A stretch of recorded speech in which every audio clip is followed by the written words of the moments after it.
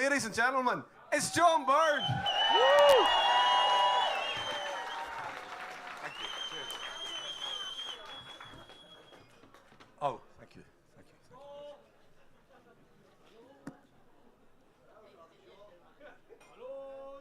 My lords, ladies and gentlemen.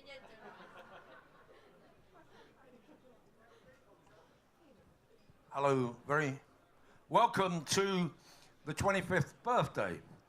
I have been saying for the last 25 years that the big issue is a very useful invention, but it doesn't get rid of homelessness. So therefore, while we're here, we have a duty to the people who are left behind, the needy, the broken, the people who don't get the help that they should get. And if they got the help in the early stages of their lives, then they wouldn't be selling the big issue. I'm in the House of Lords now, not simply as a person who is being given an award because he's an old git and, you know, you've got to do something with old people like Dame Edna Everidge and John Bird, you know, people like that. I'm there to work. And it is so interesting because when I go in, I realize that the first thing that differentiates me from virtually everybody, not the fact that I'm probably the first shoplifter to get in there, not the fact that I've nicked more cars than most of them, not the fact that I'm a former rough sleeper, a former long-term user of heavy drink. Not that, because you'll meet that in some form or other in the House of Lords and in the other place. We call it the other place. What's interesting is that what separates me from them is my absolute passion after 25 years of establishing the causes of homelessness and the recipe that goes in, the social recipe that goes in to producing people who need our help. The social engineering that produces somebody who has no control over themselves and therefore is looking for drink and drugs as a form of self-medication. What is it when you look into a crib, you don't see a child, a baby with a bottle or a brick? What you see is a child who, as they grow up, the adults will do something to them to mean that they end up in need. And what we've got to do, and what I'm trying to do in the House of Lords, is establish the reasons why the vast majority of people fall into homelessness so that we can do something about it. So instead of simply making homeless people and the poor comfortable in their situation, make the poor... I mean, the obsession with Parliament today, and I'm sorry to say this because there's some lovely people in there, they're bright as arseholes. Absolutely bright as arseholes. I've never met so many bright arseholes in the whole of my life. But what they do is they are absolutely obsessed with the problems of poor people now. And when they say to me, so Johnny Bird, how different are you? I said, look, I really care for the poor because we run the big issue to get people out of poverty. But my passion is to stop Johnny, who's 3 now, becoming a big issue vendor in 20 years' time. At this moment, while we are here, tonight, tomorrow, there will be children preparing for the long journey into the darkest night.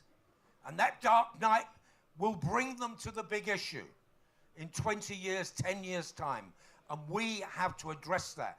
We have to find a means of dismantling poverty and not simply spending all our energies on finding ways of making people in poverty comfortable. You do need to address the everyday problems of the people in the here and now.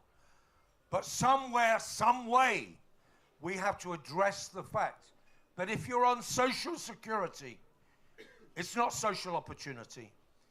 It is something which is quite terrible, because your children won't get to the college, won't get to the university, you won't get any social mobility, you won't be able to have a full life.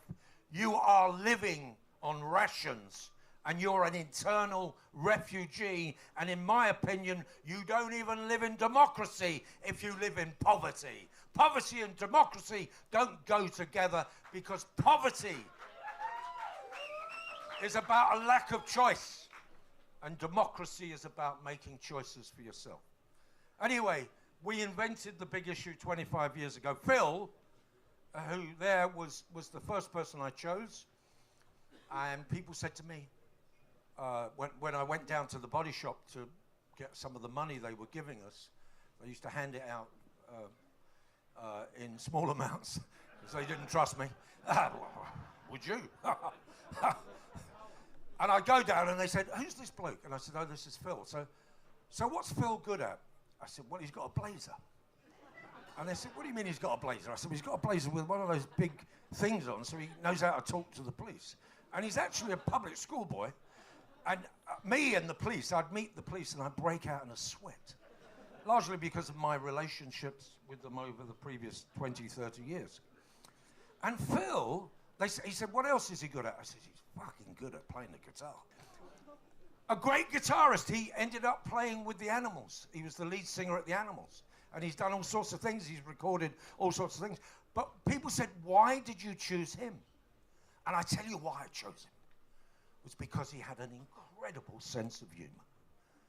And he was big and tough enough to cover my back. And not only could I send him to the police, I could also send him to the parking wardens, and I could send him to talk to the homeless organizations who despised me, because what I was going to do was give the homeless the opportunity of making their own money. And those homeless organizations, they're very different now, didn't like that, because the homeless would do that with it. And I said, yeah, but what are they doing in that at the moment? That's what they're doing, but they're creating crime in order to do it. So let's give them an opportunity of making their own money.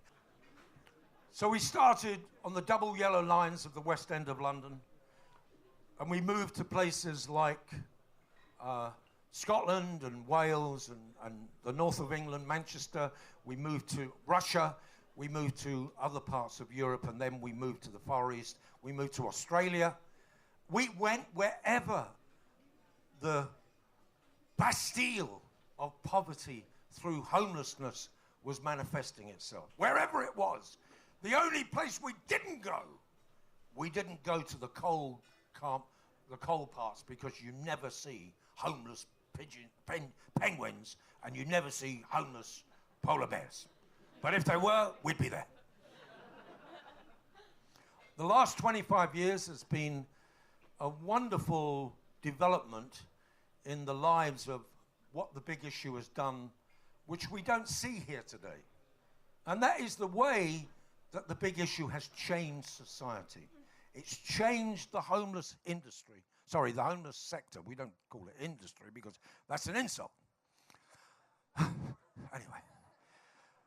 But if you go into a homeless organization now, they bring the homeless person in and they start treating them as a human being who is not simply over there and gets administered to.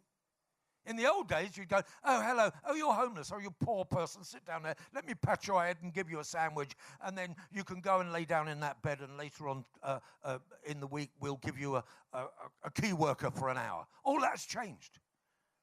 And the big issue has helped change the way in which we deal with the disenfranchised, and the way in which we deal with the poor, and the way in which we deal with homelessness. That is the biggest part of the revolution of the big issue, that it has helped to change the way that we see people. We see them less patronizingly and less paternalistically. Most of you have friends among the big issue, and when you buy the big issue, you are talking to an equal.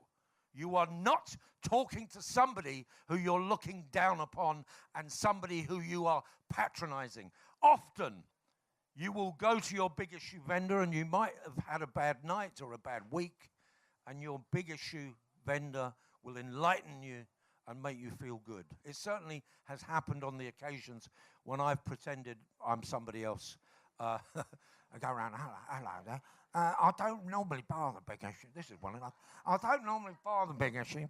I'm too busy picking my nose. And all that. And they fall for it. And then I say, I've had an horrible time. And they often put their arm around me and they say, you poor old bastard, now piss off. No, they don't. Forgive me. Anyway, I'm going to end there just to say, it's really brilliant that you're here. The next 25 years has to be about dismantling poverty. It has to be about helping those 30% of children. We've got to lead in literacy and in education. The 30% of children who fail at school and who end up to be 80% of the prison population, who end up to be the people who end up selling the big issue, the people who are on long-term unemployment and nobody looks out for them.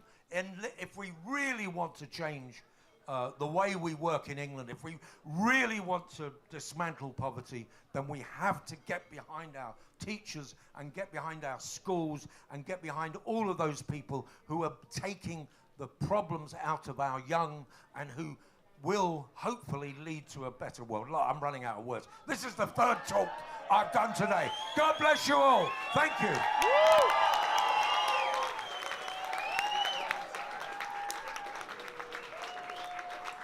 John Bird.